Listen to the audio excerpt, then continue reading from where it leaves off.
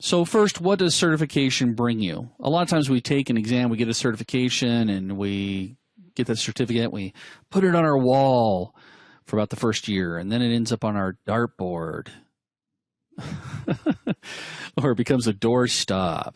Well, when it comes to certification with CEH, you need to understand that that this certification actually brings to you an international recognized certification. This is one that's known throughout the entire IT industry. It is, in fact, an industry standard. So much so that the CEH certification actually meets the Department of Defense Directive 8570.1, which basically is a directive that came out and said anybody that deals in the IT side of things when it comes to government, it has to have some type of certification, CEH being one of those.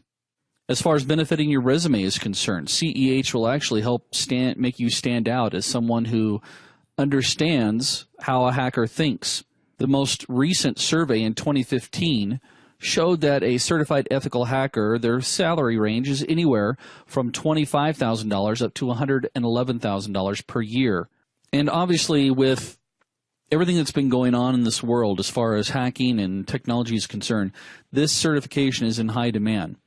Just because the aspect that it, again, is teaching you to be more proactive than reactive to what's happening.